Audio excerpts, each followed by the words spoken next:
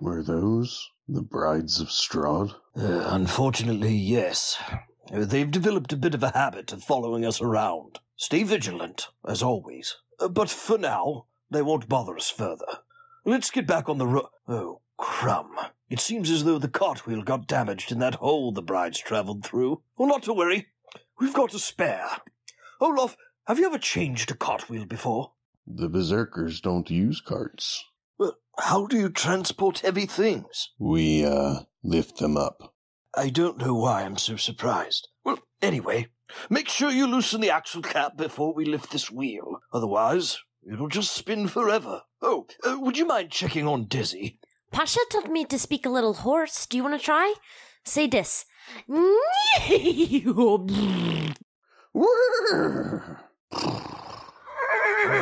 whoa, ow! I think you accidentally said wolves straight ahead. I'll remind you all that I can cast Speak with Animals, but not if I'm enraged! Sorry, Kavan. Hey Dungeoneers, thanks so much for joining us for another episode of the Strahdcast. If you like what we do here, remember to follow us on YouTube or subscribe via your favorite podcast app to get notified every time we release new episodes.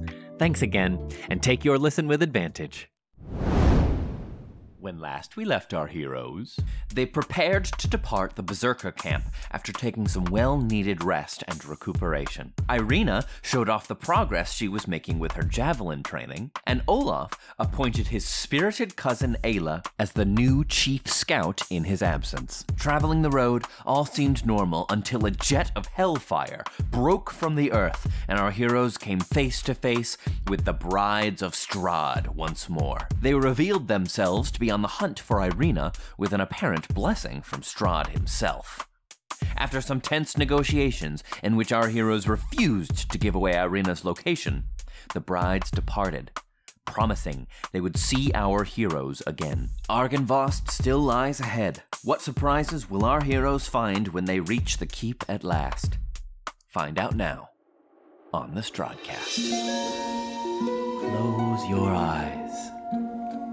Take a deep breath. Shuffle off this mortal coil and transport yourselves to the far, foggy realm of Barovia. Yeah, I mean, like, as they fly off, I think Olaf, like, squats down and almost, like, hisses at them. Like, he gets a little primal. A dog barks loudest when it's held back. Winnie, send a message to Zarya. Yeah, okay. Should we go back? No. Okay. She will know what to do. Okay, I'll send a message to Zarya. What do you want to say? Whatever you say, end it with XOXO Kaz. Or don't, whatever. No, I think that's apropos. Keep that in. Strahd's brides are looking for Irina. Did she already leave? Don't let anybody in unless you know them. Everybody be careful. XO Kaz. Nailed it. Drogar gets out of his stance and just kind of like looks down for a minute. I'm gonna send a message to Irina. Okay. So yeah, that was to Oh Zarya. yeah, does she respond? Yes, she does, promptly. They've made their way. The boy is with them, so she'll be safe for the nuns. I'll send some lads to make sure. The boy being Dimitri. Correct. Winnie? Yep. Zarya is going to send some people to watch out for them. They're already on their way to Vallaki. She thinks that because Dimitri's with them, then they'll be fine. Well, Dimitri can handle himself. I'm so sick of this. You know, after 528 years, I don't know why I keep thinking diplomacy might work. Well, maybe it might. Like, I don't even know. The other thing doesn't work. I'm going to send a message to Irina. Mm-hmm. I'm going to get a great axe and name it Diplomacy. You know, Kaz, that's poetic in a very brutal way. That's kind of my style, I think. I couldn't agree more. Yeah. All right. Message to Irina. What do you want to say? Please be careful. They're coming for you again. Find a place with no windows. Somebody guard the door. I'm so sorry. I wish... I don't know. Right. Everyone back in the wagon. We can't stay out here in this valley. Does she respond? Yeah, as you're kind of all clambering back in and getting ready to go again. You've all taught me well. It's high time I start protecting myself. Don't worry, little sister. Dimitri is here, and I've got a javelin. Winnie lays down in the cart. Yeah. She just lays, I think, Winnie, planks. Fully prone, yeah. Drogar, do you still have that rock we found in Kirill's head? The sending stone? Sure. Oh, yes, I think I have it here somewhere. Here, hold my pipe. Do you know how to make one of these? Well, I know how to use one. I'm sure I could probably figure out how to make one. Give me an Arcana check. Yeah. Did he get another nat 20? Uh-huh. Are you serious? This is the Argenvostholt arc. Jesus, Drogar keeps coming through with these nat 20s. This is It's that die. The this golden, is the gold Yeah. modern of course, artifice die. Of course. Yeah. The Modern golden die. artifice for when you The only golden wanna roll die. above a Yeah. natural 15. Okay, great. Drogar, you So think Arcana, that's a 26. Great. You think to yourself, Drogar, I mean, Sending Stones, all things told, is a pretty simple enchantment upon the actual Right. piece. All it takes is you just need a rock and someone who knows how to do magic. Right. And inscribe runes. Right. And I know the sending spell. You know the sending spell. I don't think you know how to inscribe runes, No, Drogar. probably not. However, there are a bunch of powerful magic users in the valley. Like Dimitri might know, Charlie might know. Charlie probably used to know anyway. At least. Would Zarya know how to engrave runes? No, hers is. She's about specifically weaving magic into weapons. Got it. Understood. Esmeralda could probably find you a book about it. Yeah, Probably. Right. But there's resources. If you wanted to try to recreate the other half of this sending stone, there's options. Charlie could do it, but God knows where it would send it. Yeah, exactly. Hello, this is the Eltrail Bank. Operator. Operator. Oh, God, we've crossed timelines. Yeah. Now that's a crossover. Oh my god, Charlie will give you a sending stone that you can only use to contract an eldritch being known as the operator. Oh my god. 19-something It Ohio. can only I be love used to that contact so a character much. in another I need to- campaign. Okay, take that in. I need to find my eldritch operator voice. Operator. I was told that the sending stone would work. Wait, she's still working. And then all of a sudden you hear, Right. Who gave you my number? Right. Sorry, I'll hang up. Click. Full beans. Who gave you my number? As the wind whips around you, leaves fly. Click. Leaves fall down. Yeah. you see And all leaves just drop. one giant Jewish fist comes flying Through the towards your ether. head. Yeah. Out of a hell mouth. That's not right. Hold on one moment. I'll connect you. Never mind. I forgot what I was going to say. You see, Kaz, without boring you with the details, Thank you. God damn it. Listen, I'm not saying that you're boring. No. I'm just saying that I find some of the details boring. Oh, I get the vibe. No worries. I cannot create it myself. However, the process in which creating one is done, plausibly somebody in this valley that we know could do it. Why? I don't like that Irina can't talk to us whenever she wants to. Yes. Yes. When he says face down in the cart. That's adorable. Oh. That's a great idea, Kaz. I do like that as well. There's also, I just remembered, Vasilka had that bell. Did that do anything crazy? It was it wasn't dissimilar from a sending stone. The abbot had a actual bell, like a little jingly bell. Did the ringing of the bell And command her? when the abbot rang the bell on her collar would also ring. So she would know when the abbot was calling for her. Assuming Vasilka hasn't destroyed that bell, because if I had someone who rang a bell and a bell on my collar rang every time, and then I had the opportunity to destroy the bell, I absolutely would. But maybe she hasn't done that. Well, if she hasn't done that yet, I don't know. Maybe we could use that. well, sadly, we can't do anything right now up here in this valley. True. But these are all brilliant ideas, Kaz. Why, yes. I have many of those. I am Queen of the Berserkers after all. And a leader should have good ideas. Oi, you don't earn the title of Kavan without being smart. Yep. Kaz. What? Something tells me you haven't been praised for your intellect enough. My blood pressure right now is telling me I have. The cart continues to roll on. Oh, Trevor, did you have plans for this session? I'm sorry. This has actually gone almost. This never happens. This has gone almost how I thought it was going to. Why does that make me feel more uncomfortable? I know. I feel more uneasy now. It should make you feel uncomfortable. Okay. No, I could. This is good. So, no, because the last 2 sessions I've been so stressed out because I've come in with no plan, and they've been great. And then this session, I had some specific stuff that I wanted to get to, and so then I started feeling stressed about that, being like, I'm not giving them enough freedom. I'm railroading them. I can't win with myself. Is there anything else while we're just sort of on the road? Anything else anybody wants to do? Yeah, I think Olaf will stay a little closer to the cart, and you'll just he stays kind of off the trail, but keeps popping onto the trail and checking in. But he's maintained a closer distance than he did before the Hellmouth. Great. Winnie is actively looking out every now and then retreating back into the cart with her skull mask now perched on the top of her head, just in case the brides come back, and is writing and rewriting on a piece of paper. You carry on. For a while, you sort of you sort of shake off this encounter with the brides. They're out there now. They are on a new mission. They really want Irina's blood. But you are also on a mission, and you carry on.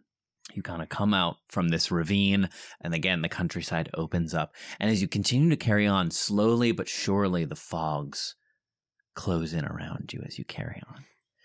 The wheels of the cart and Desdemona's hooves start to slosh as the road becomes wet and sodden. Your clothes even become a little drenched as the mists close in around you, and things get very, very quiet. As you carry on down the road that directed you towards Argenvostholt, the fog almost kind of closes up around you so you can't see anywhere out in the distance. Yeah, I think when this happens, Olaf just kind of makes his way back to the cart, and he kind of just comes back and goes, I don't think I'm any help scouting ahead. There's no visibility out there. Great. Stay close. It's better that we can see you. So can we assume that Strahd just turned the brides loose, and the brides did not say, we're going to go kill Irina? This is just them going rogue. They kind of said. I got the gist that that Strahd said, get her. I don't care what you have to do. Get Irina now. And Ludmilla was like... And let them go. Ludmilla was like, did I just hear you say dead or alive? Okay, great, bye. Exactly. Yeah. Okay. Exactly. Kind of. Ludmilla, so what you're gathering is Strahd said, go get Irina. Yeah. And Anastraya said, maybe Strahd is oh, well, obviously... they'll throw themselves in front of the brides to save Irina, and I think he's just hoping that we will kill you all in the process. Sure. Okay. Does that make sense? So he's also kind of throwing them in front of the train. Yep. Yeah. What you're putting together is that Strahd thinks that you will all try to sacrifice yourselves to save Irina, and the brides will kill you. That's kind of the new plan. Okay. Or at least he's throwing that out there. And Ludmilla wants her personal And revenge. Ludmilla Vendetta. has some personal beef because it's complicated. Trevor, we are in sloshy water. Is this difficult terrain? Are we not as yet, but but things are getting sodden. Okay. You would not if you got the feeling if you stepped down out of the cart, your foot would sink half an inch. So Drogar looks around us. Well, we'll keep going for a little bit. We'll keep riding him for a little bit. Okay. In time, the fog chokes in around you, but everyone give me a perception check, actually. As the fog closes in. So, okay, so I'm going to roll that, but I think Kaz, like, she's working something out in her head, and she says out loud, without making it clear that she wants Drogar to hear, but she wants Drogar to hear. Strahd brought us here to toy with us. And from what I've heard, we are not the first group of what he would call heroes that he's done this to. But I don't think he would bring someone here just to toy with them unless he knew he could beat him. Either Strahd is really, really stupid, or he's too proud to admit that he's tired of this, and he's just as sick of this as all of us are. Because if he brought someone here that couldn't kill him, then he could just keep going about his way. But he brought us, because we're his excuse. You know, Kaz, there once was a great emperor where I came from. He ruled for 3 centuries. It was unheard of, but there was something that kept him alive, something evil. And for 3 centuries he ruled, and he ruled the exact same way for 3 centuries. And on the last day of the last year, he got cocky, and it was that moment that he was overthrown, stabbed in the back by his own son. You see, Kaz, eventually somebody makes a mistake. I think Strahd has finally made his mistake. I think Strahd brought us here thinking we were just another adventuring party. But we have a Kaz.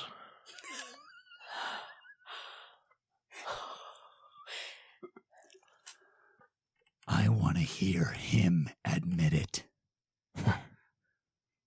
You and me both, friend. You and me both. Both of you take inspiration.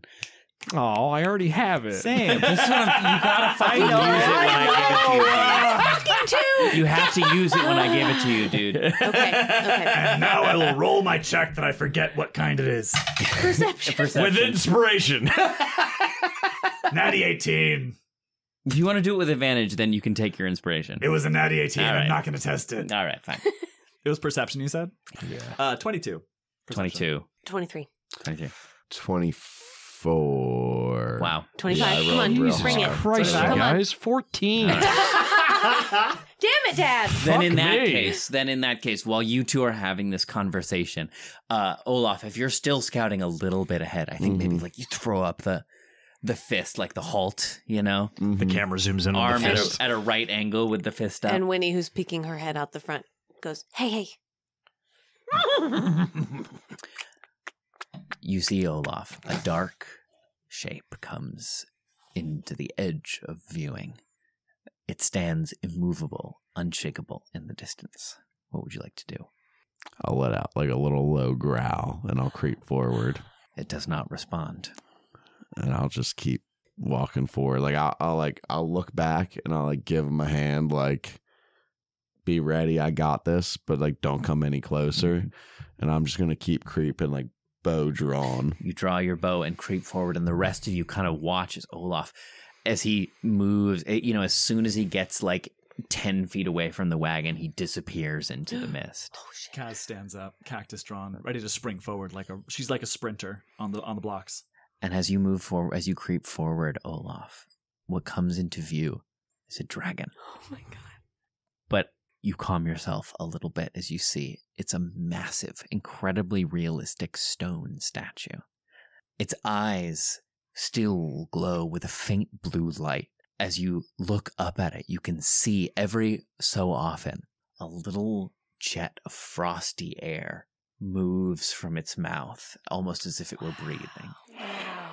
So I imagine you all see like I have the radiant arrow drawn while I'm like creeping up, and then all of a sudden you see like the light go out. And that's like when I see like it's a statue, and I go up and I see this and I hesitantly like reach my hand out. You place a hand upon it, and as you do so, these sort of faint runes alight upon it. It looks like these like curving weaves alight across the statue, but they look like a light bulb that it's at the end of its life.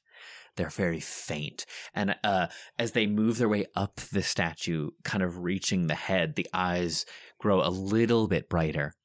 And you get this cool breeze that wipes across you, that you feel almost like at once may have been a devastating cone of cold. But due to age, is just a cool breeze. Olaf! What do you see out there? Yeah, and I think like even before responding, he like takes a moment to like bow his head and like put his hand on the statue and like acknowledge what once had been. Mm-hmm. And so that's what all of you see as you continue forward through the mist. You see Olaf kneeling at this massive statue as it comes into view for all of you. I think Drogar immediately dismounts and rushes up to the statue. Mm-hmm. And I want to do an Arcana check. I want to see if this is a petrification spell. I want to see if this is some, like, if Sure. there is an essence or a life Yeah, in give me that Arcana. stone. Yeah, give me Arcana. That is a 19. Great. Drogar, we don't generally think of magic as having a shelf life, but that is only because we don't live that long, and magical items just kind of work on a different scale. As you look upon this statue, you can guess maybe once it was put here to act as a guard that would release this breath spell to accost invaders. But it has sat here in its solemn vigil for so long that the weaves have grown thin, and all that emanates now is this faint, cold breath. So this was like a trap at some point? It used to be, yeah. Very interesting. That's kind of what you're putting together. It used to be a trap. You see, this, Olaf, used to be a giant trap. This is ancient. This is the land. This is what my people pray to. This shouldn't be. And as you speak, Olaf, the fog kind of parts a little bit, like a sweeping wind, almost like in syncopation with the steady breath of the statue. The fog clears a little bit, and you see, beyond the statue, a fortress. And Drogar, you are no stranger to war and to the fortifications used therein. This, instantly you can tell, was made for battle. This is a castle meant to project power across land. This is a place of safety, refuge, and strength, and yet fallen to ruin. One half of it is completely dilapidated. The round towers and tall roofs fallen away, leaving to open air. There's a courtyard sort of set out before it, and then a grand staircase leading upwards towards a set of grand oaken doors which stay petrified, covered in mist and web. I've heard about this place. It's a legend to my people. There's no living berserker that's set their eyes on this. And in fact, Olaf, you think that there's no one in this whole valley that has set eyes on this place in many a long year. Oh, the gods are with us, my friends. Kaz will, with a bit of a thrown wink at Winnie, say, I think the land has shown itself to be our ally. I think we're welcome here. And I think Olaf will like turn to Kaz and like drop to a knee and you can call me salute, Kavan if you want to. And we'll just say like Kavan. And we'll look up and be like, I think it's only fitting that you lead us in. oh shit. Yeah, okay. And like from that, like after he says that, we'll put his head down and not move and just like on a knee, like fist to chest, just like head down at your feet, kind of. She'll take the cue. She'll sort of walk past you and make to lead us in. But she'll put a hand on your shoulder on the way and go, The salute is more than enough. We need you on your feet. And yeah, he'll like very slowly raise up, but then like wait and let you all go up, and he'll wait in the back. Drogar will put a hand out before you step forward, and we'll go, hold on. If this is a fortress like it looks like, we need to make sure that the safeguards and traps that it used to ward off invaders are not still active. And Drogar just wants to pick up a rock and just kind of throw it toward the entrance and see if spikes, oil, anything comes out of this fortress. It couldn't be a trap. There are no skulls. There's no doors with skulls on them. Artemis might not have known better, but Olaf does. Yes. Olaf checks for skulls. Yeah. Checks for skulls. So yeah, you toss a stone Drogar, and you kind of and it sails off through the mist, leaving almost like a tunnel, of open air behind it as it passes. And you hear it like clatter and skitter across the sort of stone landing at the top of the stairs, but nothing stirs. Right, all good, everyone in. And as we walk forward, Drogar will kind of pull Winnie close to him and go, Winnie, where I come from, there were great wars fought between kingdoms for land or spoils. It doesn't matter the reason, but wars were fought, and these were the bastions in which people defended themselves against massive armies. What is a bastion? Oh, it's like a castle, like a big... Oh, like okay. Yeah, like a big castle. And if there's one thing I've learned in my 528 years, it is that no matter how small the army, the chances of it succeeding increase tenfold if it is within the walls of a fortress. But this one didn't. No, it doesn't seem that way, does it? Looking at this big dragon statue and the remnants of this once grand thing, I'll take your big pinky and just look up at you and then look ahead. Yes. Dragons aren't invincible, Winnie. Thunder has started rumbling in the distance. They're strong. They are magnificent and wise and prideful. But they are not invincible. And I guess, I'll just kind of, lead Winnie. Everything dies. Even gods. And you make your way up the stairs. Heavy footsteps echo across this sort of open courtyard as you make your way across the abandoned stone fortress. And Drogar, as you making your way up the steps, perhaps you glance down just for a moment to make sure of your footing as you kind of come to the top of this landing. And as you swing your massive head back upward to look at the enormous doors beyond, your breath catches in your throat, for a figure stands before you. Before the oaken doors, unmoving and silent. He wears a full plate helm with dragon wings that spring from the temples. And yet on his body, he wears naught but a tunic, simple leathers. It's the thing that a knight wears underneath their armor. But you do not see armor on this warrior alone. And in fact, what seems to have replaced it is a blade, the handle of which protrudes from his chest. And the tip of the blade you see sprouts from his back. It is embedded, impaled directly through his torso. And he stands there, both of his hands placed upon the pommel of an enormous greatsword. And he stands stock still as you reach the top of the stairs.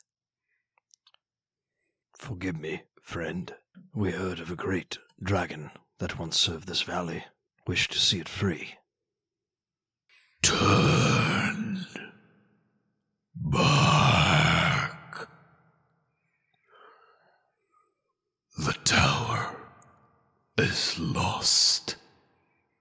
It is kept by those who lost it. You will find no rest, no respite here. Turn back. Is that guy dead? I'm afraid so, Winnie. You're afraid so? I think that's good news. Do I know anything about this figure? Is there anything in Give the me, Berserker do legends? history or insight. I'm rolling the Chungus. I'm going to do... Great. Well, they both have a +0, so... Not the Chungus. So let's see. I'm going to do history. That's a 15. Great. Modern Artifice for when you only want to roll above a 15. There it is. Or equal to, inclusive of 15. Olaf, your people have been here longer than anyone else. And all of the berserkers know stories of Argenvost. Nobody you were quite right. No one travels here anymore. It is a land of bones and ghosts, shrouded in shadow and mist. But you know that once this was home to an order of implacable warriors. The implacable warriors that were lost long ago. And it seems to you that this is at least one of these warriors who still stands sentinel. Okay. And we had, like, the berserkers had no bond with these warriors. They were like a separate... They would have known them. They would have interacted. Like, the berserkers were here before anybody else, but you don't. But it was hundreds of years ago. Right. You wouldn't know much. Oh, okay. Okay. Mm-hmm. Can I do an insight check to see if these are held here against their will? Sure. Yeah. Or if they are here because they still believe in defending this sacred place. Great. That's great. Do insight. Yeah. Cool. Very cool. That is an 18. That's great. I'm going to do one more. Do another Arcana. Yeah. Okay, that one's not as great. That's a 13. That's okay. Drogar, you know, maybe better than anyone, the power that oaths hold. Yeah, absolutely. You know that in this world, a promise is a power, and that power can cut a lot of different ways. And in some circumstances, you've heard of a creature when a noble warrior's oath goes unfulfilled. Sometimes what takes their place upon their death is the ghost of that promise, unfulfilled. A revenant. Yes. Oh, fuck. Drogar will draw his shield and his mace, and he will kind of he draws them both, and he kind of pushes Winnie and Olaf back and kind of looks back at Kaz and goes, "We're going to have to fight our way." What are we fighting toward?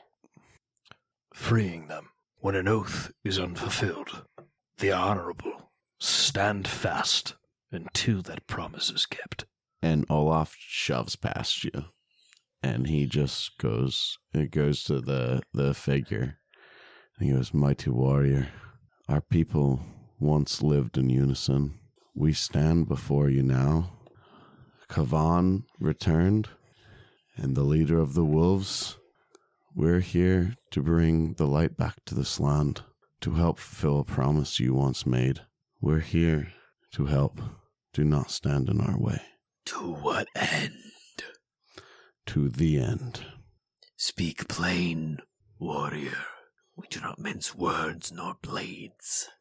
We will free this land of the devil and the hold that shrouds us. No. The devil lies trapped in a hell of his own making. I would not release him from this prison. So you'll instead hold all these people in your prison? I know not of the living. Only my duty as the dead. You've had your warning. Turn back. You've had yours.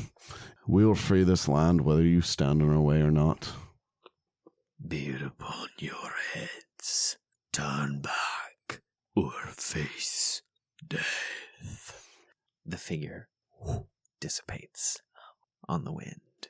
The doors stand before you. So Kaz will take a few steps forward, because this is her biggest fear. These are warriors who died fighting, who died with their grudges unavenged. Mm-hmm. So she will take just big, confident steps towards this door. Karg, Hark, when I die, I will die fighting with my grudges avenged. And you, warriors, deserve the same death. With the disappearance of this figure, he goes over to the oaken doors and just throws them wide. Oh, jeez Louise. They resist your touch, their advanced age having cemented them in place. But in fact, give me an athletics check, Drogar. Wow! First roll on the purple What is it? Die. It is a nat 20. Are you Get fucking out! Take a look, baby. Take a look. Thank you, Dragon's Nest Are Delivery. you kidding? You on a natural 20? Dragon's Nest delivery, baby. Oh my god, thank you, Dragon. Thank you, Dragon's Nest. Delivering us this moment. Much like Aragorn in Lord of the Drogar, you Rings. fling the doors wide like in the Two Towers. Based on the pool of evidence we have, that die only rolls 20s. So. But no, yeah, you fling they give you a moment's hesitation, Drogar, but then as if feeling your knightly persuasion, they give to you. Yeah. And fling wide. And their opening echoes throughout the reverberation of this sort of like entry hall. You step inside, Drogar. To the east, the walls are entirely collapsed, and so you can look out through the open air where, once were mighty fortress walls, it is now just a collapsed ruin. Off to the other side, there are still standing oaken doors, but completely covered in cobwebs and rusted with age. No one has walked these halls in a long, long, long time. Curious even more so, Drogar, is that you saw this figure who stood outside enter back inside the hold. But there are no other footsteps or any other seemingly things that seem to disturb the silence. And as you enter into this grand chamber, there is a long hall with a huge golden brazier at the center. It looks sort of like a feasting hall, maybe, or some sort of reception area, like a longhouse may have been once back in the day. You could picture these long tables that would have been filled with fine wines and good foods. But any table that may have existed here is long rotted away. As you are just left with the shadow of a place. Drogar will take a look around, and as he's looking around, he's like imagining the battle that took place. He's seeing where they were defending, where they were where their last stand was, what their positions were. But first and foremost, before he does any of that, he's going to walk up to the brazier and he's going to breath weapon and light it. There's nothing inside that necessarily would catch. It's kind of just the... Okay. Maybe he will cast light on his mace then and hold the mace up to see if he can get like a great. illuminate kind of Great. the tapestries or whatever's in there. Great. Yeah. You do so, Drogar, and casting light upon the head of your mace and holding it aloft like a radiant torch. The chamber is illuminated, and the light catches along the seams of the windows and the edges of the braziers and the crisscrossing beams above, and just many of the support structures and foundations of this building are rimmed with gold. Wow. And as your mace light catches these metallic edges, they seem to glimmer, and the whole place almost kind of comes alight for a moment. And you're sort of stood there in wonder at this place. And give me an insight check, Drogar. I think as he's doing the insight check, he's going to call to Winnie, come here, come look at this. Much like a archaeologist finding a tomb or crypt, right? And kind of holds the mace up and will. That's a natty 18 on the insight. This is Drogar's day. That's a 25. He's irrelevant. Yeah, but we'll hold the mace up and kind of just point to all the filigree, like the sparkles. What was that for? Just to be fancy? Or to do anything? Sometimes, yes. There's a regal aspect to a castle. It is a bastion, a stronghold. It defends the weak. But it also defends the king, so to speak. Did people live in here? Well, yes, I believe there was a garrison here. And what's a garrison? It's a small grouping of soldiers, but that's not important. Yes, there were troops here, and well, sadly, I do believe maybe innocents fought a last stand here as well. But this place has been dormant for Winnie, maybe longer than I've been alive. Really? 25 on that insight. As you're looking around, Drogar, and kind of like at the collapsed walls and the fortifications running along the second floor, you can see arrow slits kind of like lining the facade of the building, and the entryway that you walked through. You chanced to glance up and saw murder holes. Where they would lob stones and boiling oil down on invaders. Yeah, and, this place was built to fight. And as you're standing, you can almost begin to kind of hear it, Drogar, the battles around you, as you inspect this ancient ancient ground. You can, as you look, you can see huge rivulets carved through the stone where either some massive engine of war cast a projectile or some monstrous beast roamed. Who can say? But you can see the devastation that took place and almost hear the echoing of a soldier's final stand within these halls. And as you stand there contemplating this, Drogar, you again hear that voice. I bid ye turn back, and yet ye came still. Why? And as all of you turn, you again see that figure stood at the top of a rising staircase, moving up out of the courtyard, again in that same pose, standing stock still with his hands resting gently atop this enormous greatsword that is the tip of its blade into the floor below him. We wish to know what happened to you here. What happened to Argenvostholt? You come seeking knowledge. Yes, I being a dragon myself. I treat thee then. Very well. Prose of poses dictate to. And he looks like you can't see his eyes, but you can see his head kind of swivel towards you, Drogar.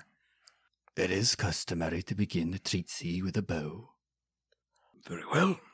And he will turn to Winnie, and he unclasps his purple kind of tunic thing, you know, and he just kind of drapes it over her, and it like goes over her head. She's like, yeah, she's still trying to be cool. Yeah. So and he will pull his mace out, and he will do it to his face like this, and he will do a grand bow before this knight.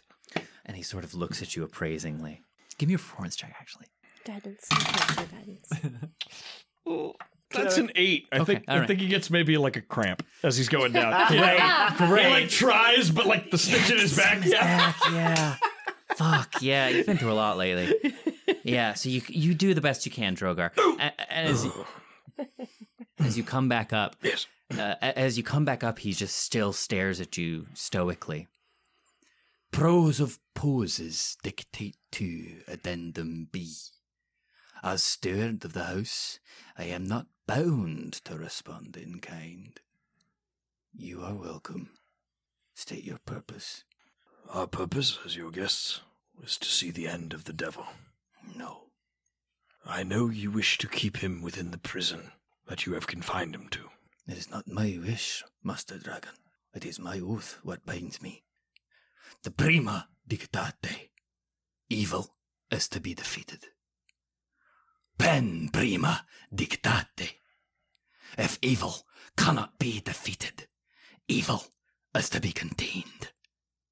I will not let a shred of darkness leave this place. Nor would I were I in your stead.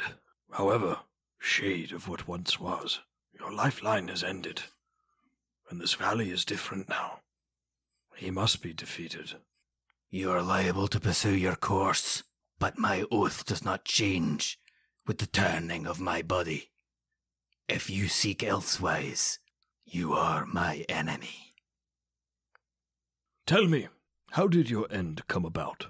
Man is not a tale to share with strangers. Very well. What be it then? I have spake it twice. If again I must ask, it'll be the sword does the calling. Turn back.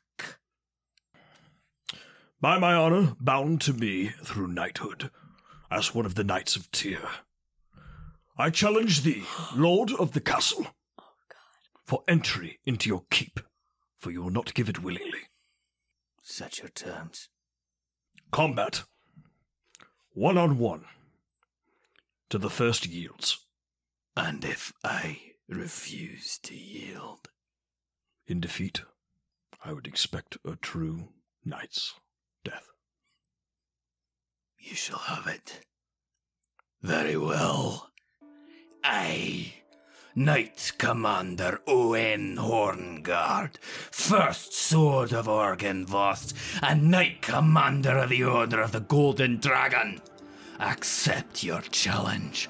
Whoosh, and he pulls the great sword from the earth and kind of holds it you know, in one of those like classic that you see in like the medieval combat like illustrations. He just holds it like right up at a 90-degree angle over his head, and starting from his face, Drogar, 2 bright pinprints of golden light that shimmer where his eye sockets might be. You can see contained within the body of this form that you have seen a like golden, sickly green skeleton contained inside the body begins to glow as these sickly green flames lick across rib cages and forearms and legs up the skull, and bursting flame out of the eyes. You can see the skeletal figure encased within the body, and as it spreads along his limbs, it mates his greatsword, and the blade glows that same sickly golden green hue, and he like you know, like levels it around. And much like the Lazy Fire sketch, Drogar just goes, fuck.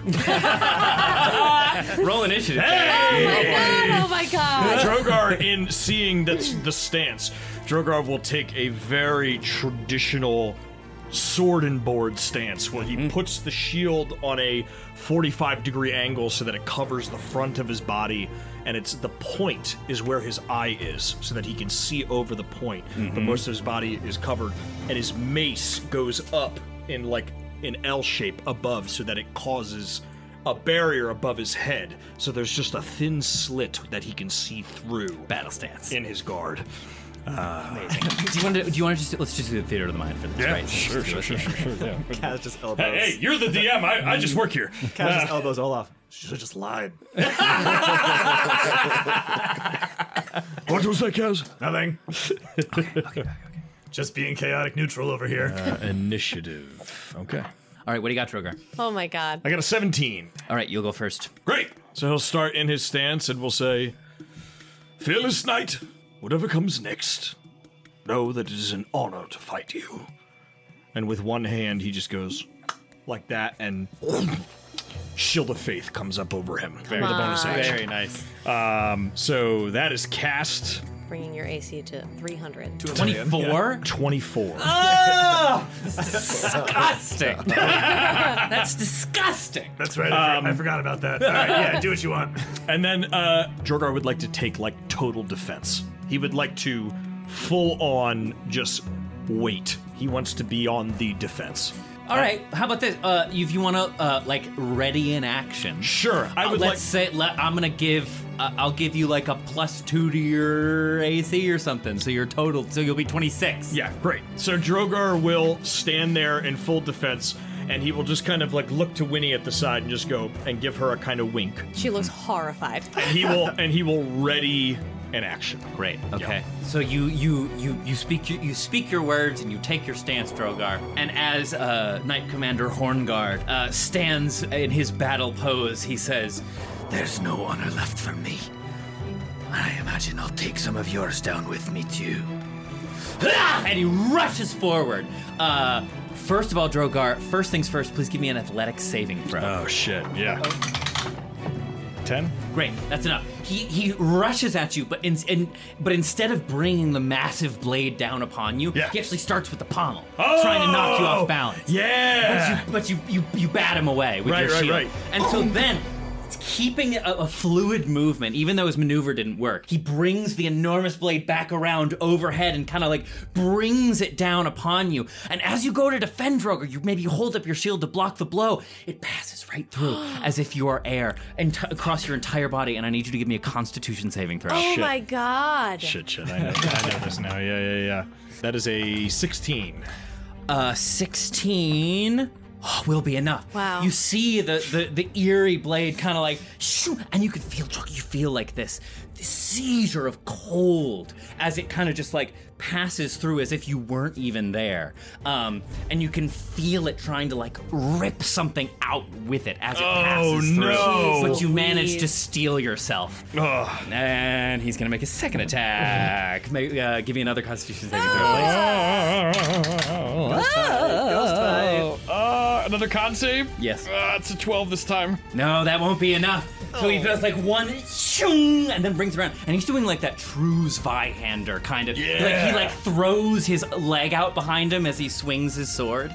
You know, the German greatsword. It doesn't matter. Yeah. This is purely for me and Trevor today. Me and Winnie are doing the like ping pong face. But yeah, he brings it through again, and in this second one, Drogar, you were so like you were ready to defend on the first one, right? But you're so caught off guard by the effect that this blade produces that you aren't quite ready for the second one, and you're going to take 1 damage to your Constitution. Oh shit! Oh boy! No. Oh That's boy! bad. Yeah. And that's the end of his swing. You are up next, Drogar. What do you got? Constitution score. Correct. Yes. So real quick, how do I add that? Just keep track of it somewhere for now. If it becomes an issue, we'll take Luckily, care of it. I had an odd number con, so I still have the bonus so far. That's good. Winnie can keep score like a mom at a baseball game. 14. I'm at 14. Okay, I'm gonna do it. Drogar will take a step back, like he's staggered back a little bit by it, and he's like, all right, that kind of combat. Yeah, and you know, Drogar, as the skeletal form alights within his body, your worst suspicions are confirmed. This is a revenant. Very well. We shall do it your way. Drogar will touch himself and cast protection from evil. Nice. Which means that if this is a Fey Fiend Or undead. you have disadvantage on attack rolls. Okay. So he casts protection from evil and good, and will take his mace and will do a swing to the head of this Roll to hit. creature. Roll to hit. That is an 18. Rand, you go to swing your weapon, and after he finishes his 2 strikes, he kind of almost just stands back as if expecting nothing to happen. But your blow connects, and you can see him arch his back and clutch where your mace impacts. Ah! Drogar, please roll me a d20. Kill him, Drogar! Gee whiz! Kill him! Landru, Bane of the Dark! That is a 4 on a d20. Nothing happens. But yes, he recoils at the blow and looks at you and says, "It's been a long time since I felt anything. I suppose I can thank you for as much." Very nice. Nice. Great. Okay, anything else, Drogar? That's my bonus action. No, that's my action. I cannot attack. Protection from good and evil is an action. Oh, so fuck. I took that. That's okay. I took that. What I will do instead. Verbally Is taunt give him a him. small attack, a bonus action sized one. if Yeah, you will. what I will do instead is I will from my stance, mirror knock, look, and bang his shield, and Valandra will pop up as the bonus action. Is protection from good and evil a leveled spell? Do you know what? I'm fucking sick of that rule. I'm inclined to let you do it, Ned. Look at me. I'm always gonna fuck that rule. But no, genuinely, I'm inclined to let you do it. Let's just roll. You know what? If it's the fantasy of the thing. How go about for I roll it. to see if I can Sure, do it? go ahead. We'll roll a d20 and you tell me whether I get it off or Or not. you can just tell him he can keep the attack so the turn remains as is. Yeah, just keep the attack and we'll Great, move on. done. We'll move on. Done, We'll move on. done, We'll done, move on. Done. Good call. Fuck that retcon. Yeah, We're sticking as with is. Carrying on. Just get rid of all of that. Yeah. Get rid of all of this. All right, I we're love back. it when we all think we're helping Kay and we go, Pop, pop, pop. Sounds like a Clydesdale stomping through the... It sounds like a slap fight. I like that you don't have one spike to work off of. Drogar, give me another Constitution saving throw as he strikes again. Ah!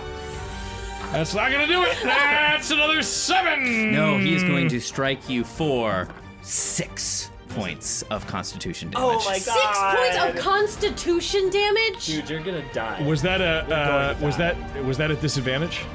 Never mind. I take it Oh all back. my Nothing happens. god! Nothing happens. Nothing happens as he comes. For a moment, like your eyes flash and you can see this like piece of yourself being torn away, Drogar. But then you can feel an uplifting swell as your spell takes effect and stops the blow from impacting. Second attack, give me another Constitution saving throw. God damn it. Try again. That one will be fine, I believe, with a 17. Yes, you're good. Okay. Okay. Terrific. Drogar, you're up. Winnie is now sitting in a lawn chair Yeah. with her scorebook. Drogar will cast Guardian of Faith. Okay, giddy up. Directly on top of this revenant. He just goes into the ground, and this orb of light swells up around and just kind of drops on him. I need a dex saving throw. 7. You take 20 radiant damage. Oh, okay, great. What's it like? It's like this kind of this brilliant orb of light, the light that he worships, kind of just grow, and then it just kind of comes down on him, and you see these shards. It almost looks like glass of light just go outward and just shoot through this revenant creature. Great. Yeah, it does so and staggers him back a little bit. Great. He is going to come around again. Please give me a Constitution saving throw. Do good. Not this time. That's a 6. Yes, no, he will connect. And this time, as he raises that sword, he cries out, "More Nisragnis!" And the blade erupts in sickly pale flame. Fuck. As it comes down upon you, Drogar, you're going to take 7 points of Constitution damage. 7. And as it cuts through Drogar, it's like, I don't know, it's such a strange sensation. As the blade moves through fluidly through your body, it's like years are being ripped away from you. You know what I mean? Yeah. You're at a 7 now. Another hit like that, that'll kill me. Another hit. You're up, Drogar. But wait, Jennifer Lawrence style. What do you mean? What do you mean? Another hit like that will kill you. What do you mean? I'm not 100% certain of the rules, but if I lose all of my constitution, I believe I die outright. Someone tell me that's not correct. I can't say that. What the fuck? Let's keep going. Drogar is going to slam his shield against his mace, and I need a con saving throw from him. 14. That is a fail. Okay. You are going to take 6 points of radiant damage. That was Word of Radiance. Okay. And then Drogar will now, with a bonus action, because that was a cantrip, and the mace will come out of the ground. Spiritual weapon. And will come swinging at him. And that is a natty 19. That'll hit. That is 7 points of force damage. Okay. It's close. All right. Come on, baby. Anything else, Drogar? Oh, Drogar will just kind of, he's feeling very weak now. Yeah, even in this unfamiliar sort of undead format, you know a smite. Yeah. You know? And so he gets you with that blast. Yeah. And then you blast him back, and he also staggers back, and both of you are just a little like, you know? Yeah, like both kind of at the end of the rope. As he squares up for one more hit, he rushes towards you, Drogar. Give me another Constitution saving throw. Wow, that was on an 8 and it rolled to a 16. Woo! That is an 18. All right. He comes around again, leveling this massive. He like takes a few steps back and takes a running dash towards you, trailing the blade behind him. The tip of it kind of scattering across the floor of the keep. Sparks flying out behind it as he charges towards you. Oh no! And he brings us in this one like massive overhand hatchet blow to bring it down on you and end the battle. When another voice cuts through the air. Commander Horngard! Wait, they need not be our enemies! And he stops in midair, like just as the blade was about to come down on top of you, and you turn your attention to back up the staircase, and another figure is now making its way down. This one not in any, not necessarily in knight attire, but sort of like scribe's robes instead. I think on impulse in that moment, as he stops, Drogar takes a 5-foot step and braces the mace right against the neck of this revenant. Like, not as an attack, but as like a check. Oh, great. He's got his blade against your shoulder. Right. And you've got like, his mace up against, yeah, and perfect. then then whoever this is coming down the stairs, but it's like, check. That's great. That's perfect. That's awesome. I stopped paying attention. How's he doing? He lost like almost all of his con, and then he said if he lost any more, he was going to die. Damn it. This is the first fight of the day. So you're locked in this battle. I'm doing great, Kaz. Thanks for asking. So you're locked in this battle, and all of you kind of turn to the staircase, and coming down is unmistakably an elf. If any of you familiar with sort of elven culture would know this to be what you would take to be a drow. Whoa! Whoa. Yeah. Sort of similar in complexion to Rahad, whum you met in Strahd's castle. Very interesting. Oh, Rahadin was a drow? Yeah, he was an elf of certainly of some kind, dark and had complexioned elf. Yeah. I knew somebody like that. And that sort of like deep purplish skin. Yeah, he's sort of almost in these sort of scribe robes, but they're belted at the waist, so it almost looks like a little like sort of half cape that dangles from his waist, sort of protecting his legs, like you see in heavy armor sometimes, where they have the flaps come down over your legs. And he has sort of like silvery white hair back in a taut ponytail. And he's got like a bandolier of scrolls across his chest. And as he draws closer, you can see his pallid complexion and deep sunken eyes, like it's clearly a body. But he steps forward and he says, "Commander Horncon, please, they need not be our enemies." "Needs not, but have made us such all the same. They seek to free the devil from his prison. Thus, I cannot allow you know that more than most. Their goals may differ from our own, but that does not mean we must fight. This was once a house of nobility and light, a beacon of safety for weary travellers and knights alike. Let it be again, even if only for an hour. Let me treat with them. Let me learn what I may. You would dare defy your knight commander. I do not speak on my capacity as a member of the Order. I ask you to do this for me." And he kind of like, "What? You push the limit of my mercy to the uncharted waters, Sir Godfrey.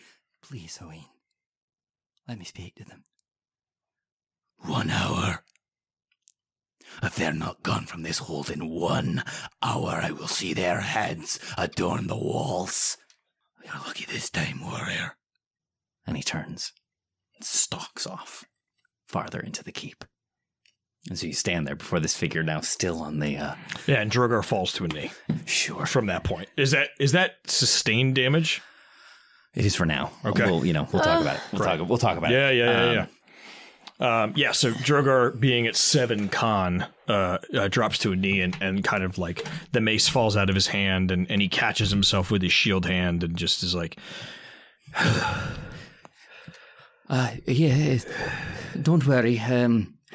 Bit of a rest and that should wear off.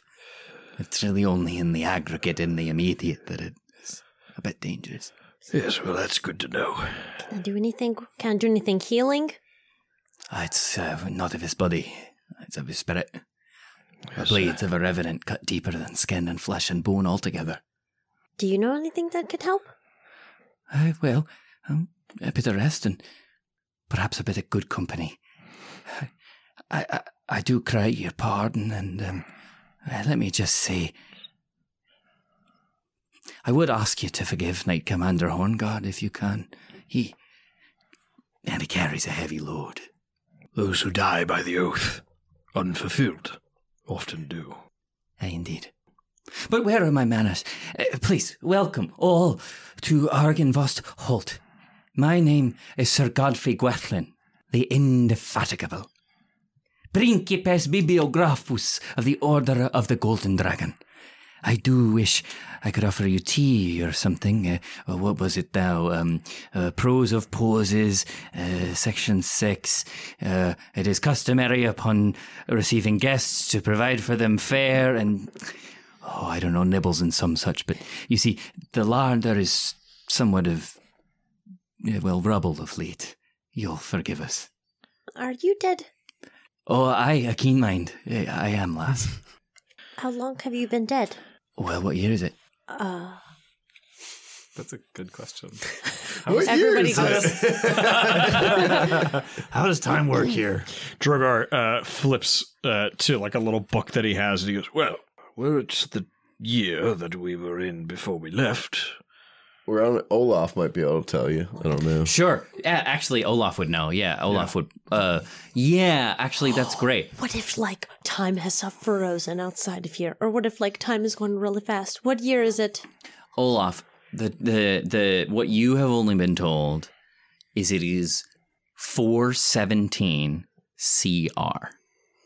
And what that stands for is Conquest Reckoning. It's been 417 years since Strahd took over.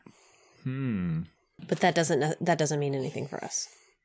Outside Give me a history check, Olaf. All right. Oh, boy. My new dice. Come on, Thank you, Dragon's Nest Delivery. 17! Hey! And with history, that is a 17! Great. In that case, you recall something that Zarya Volnaya once told you. Before Strahd came, by Zenobia reckoning, it was the year 1431. So it was 1431 before Strahd. Mm-hmm. And now it is 417 CR. Damn. Okay. So yeah, when the Revenant or when the Scholar asks what year it is, I think Olaf. Godfrey question. Yeah. So then he'll just like look up a bit. It's the 417 CR. So 400 years since he came, roughly thereabouts. Then I am dead 417 years. Wow. You look great. Thank you. How old were you before that? Well, a gentleman never tells. What are you? That is a discussion perhaps better had in more comfortable surroundings. Please, would you come with me? Wait, do you know Rahadin? Rahadin? Do you What know do you somebody mean? named Rahadin? You talk a lot like him. Rahadin is someone you've met? Mm-hmm. He works at Strahd's What house. was his manner? Much like yours. you, honestly. Tall, slender, dark of complexion. A little bit more arrogant and condescending. A little. A lot. Rahadin still lives. We have much to discuss.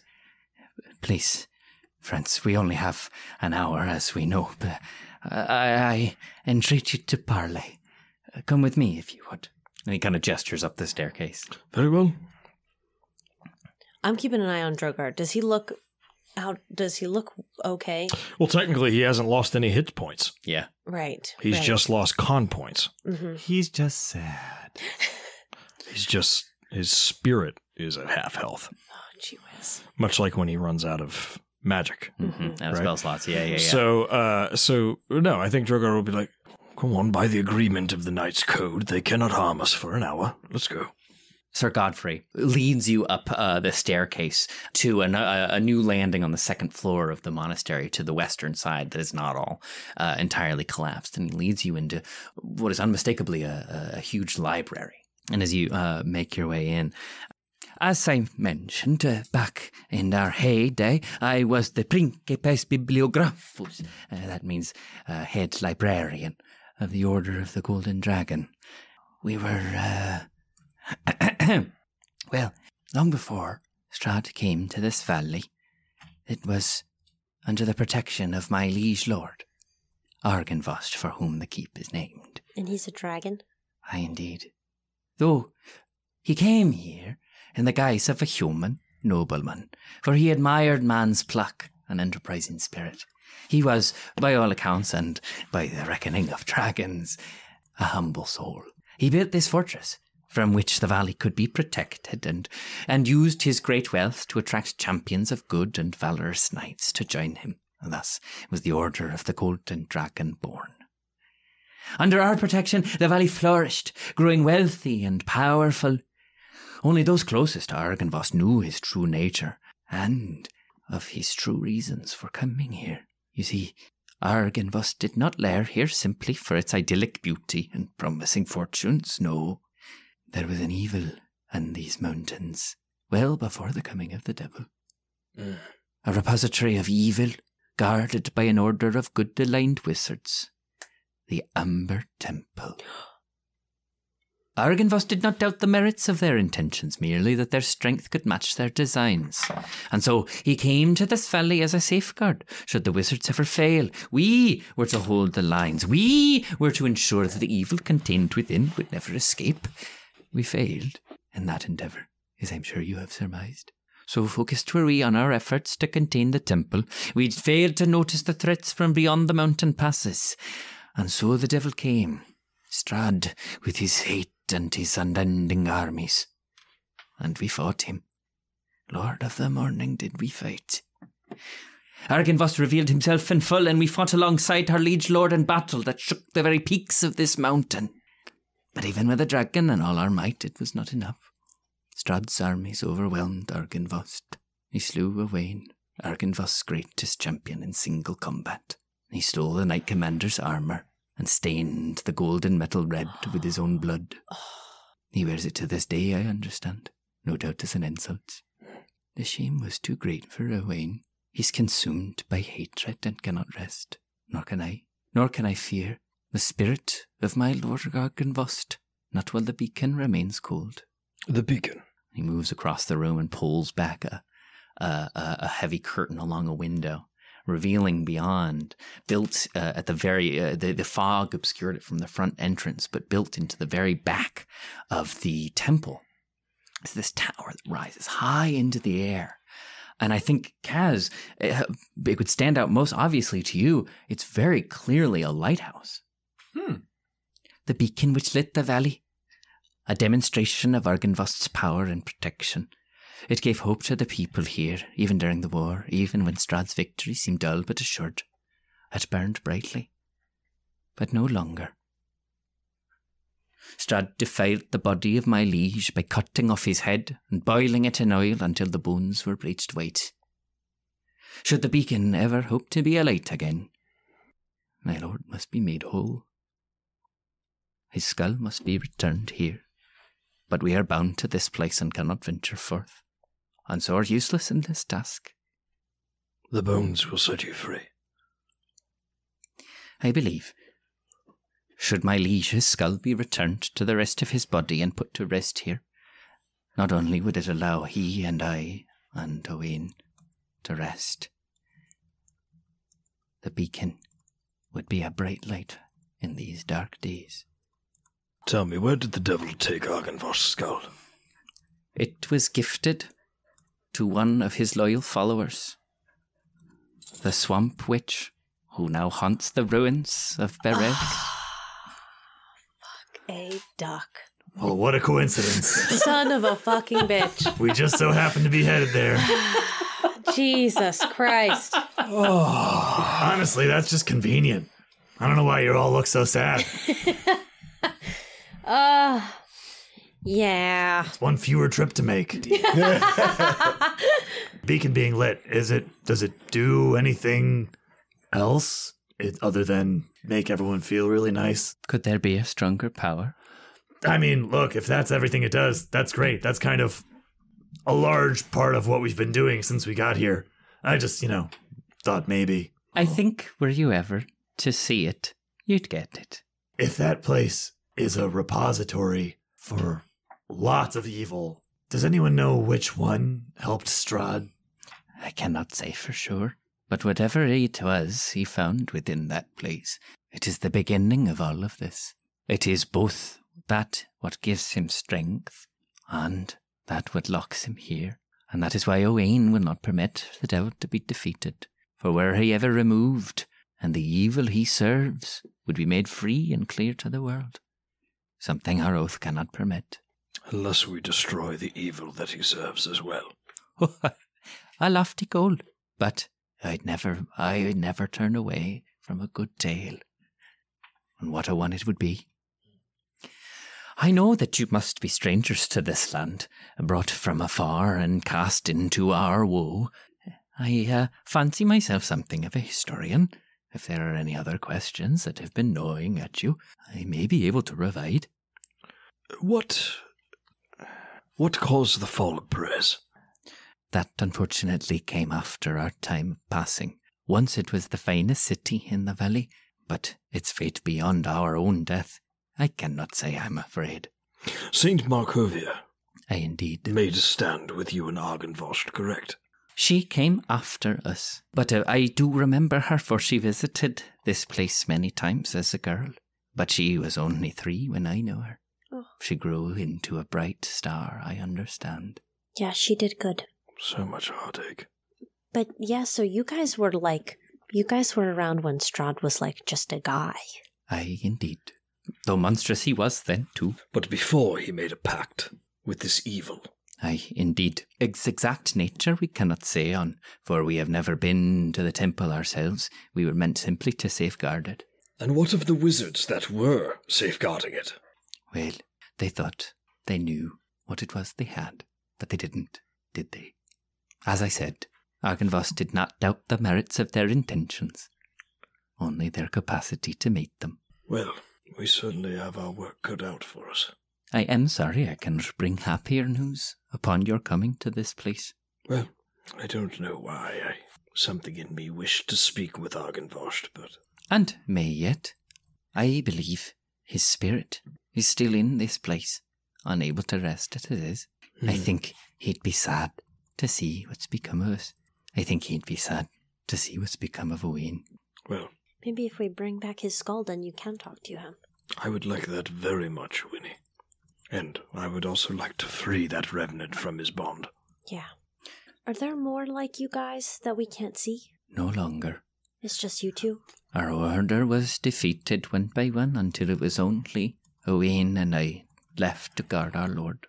And even we did not last long beyond that.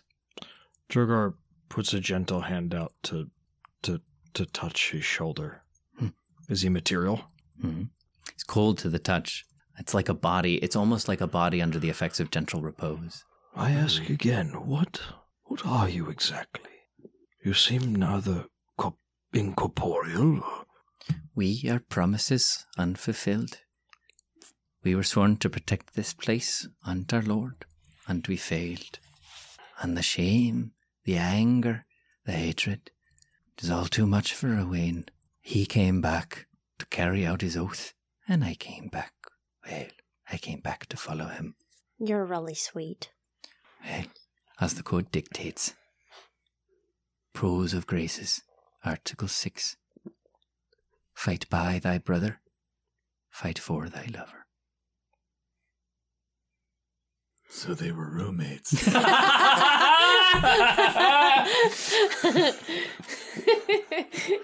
I have written down in my notes, Sir Godfrey, drow, dead, sweetheart. Very fashionable. The Strahdcast features Campbell O'Hare as Winnie, Kay Devine-Jones as Kaz, Ned Iannacone as Drogar, Tyler Kanter as Olaf, and me, Trevor William Fayle, as your DM. You can't spell patron without great if you spell it wrong. Special shoutouts to some of our newest patrons: Kat Monahan, Ducklin, Michelle, Lupos Lipopobia, and Basil Owlbear. Welcome to the party. If you're not ready to support us financially, there are still plenty of ways to help us out. You can follow us on TikTok, Twitter, and Instagram at Critical Fail DM, binge Madness and Mercy on our YouTube channel, and join us there every other Sunday at noon Eastern Standard Time when we do live listens of new episodes of the Strahdcast. Or rate and leave us a review wherever you like to listen. Thanks, Dungeoneers, and take your day with advantage.